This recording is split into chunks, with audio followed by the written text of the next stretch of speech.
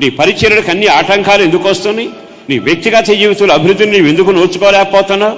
దానికి ప్రబలమైన కారణం, నువ్వు ఉండవలసింది మందసం దగ్గర, నీ ఉండవలసింది సన్నిధిలో, నీ ఉండవలసింది భక్తుల సాంగత్యంలో.